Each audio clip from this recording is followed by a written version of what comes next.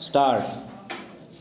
According to the supplementary report on record prepared by Lady Dr. Sakuntala PW5 PW2 was aged about 17 years.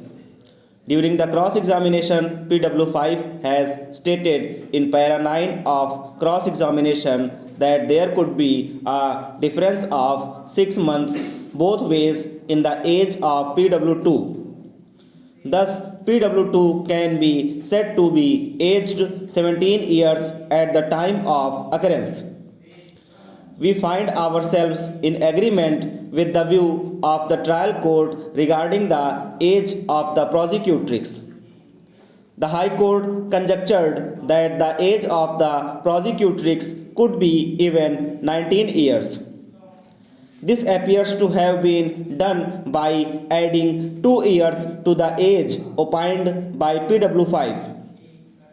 There is no such rule, much less an absolute one that 2 years have to be added to the age determined by a doctor.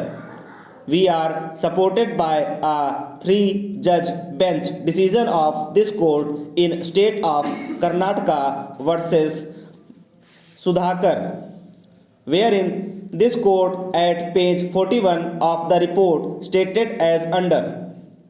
Additionally, merely because the doctor's evidence showed that the victims belong to the age group of 14 to 16, to conclude that the 2 years age has to be added to the upper age limit is without any foundation.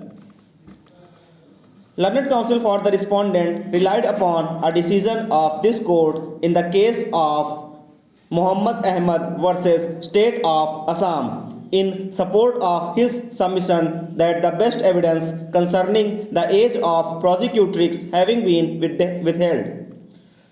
The finding of the High Court that the prosecutrix could be 19 years of age cannot be said to be erroneous. In the present case, the brother of the prosecutrix has been examined as PW1 and therefore it cannot be said that best evidence has been withheld.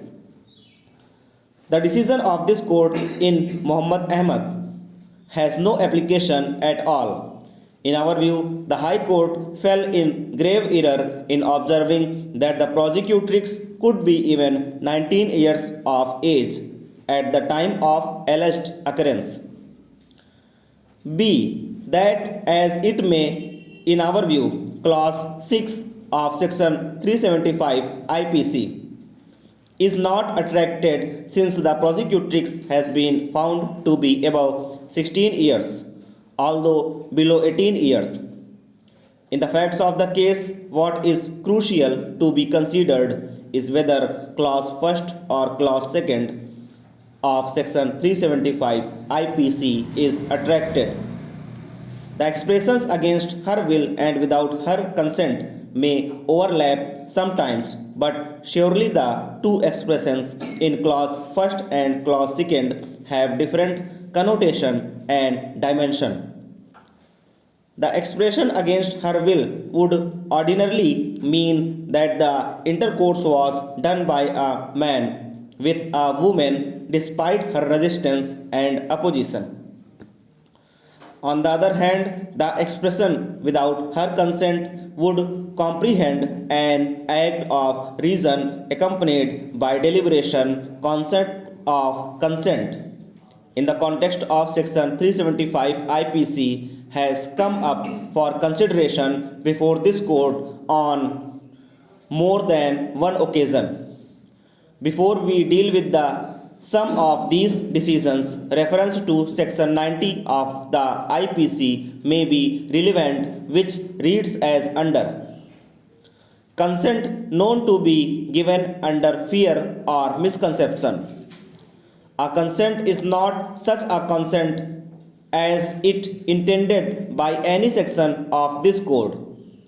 If the consent is given by a person under fear of injury or under a misconception of fact, and if the person doing the act knows or has reason to believe that the consent was given in consequence if such fear or misconception.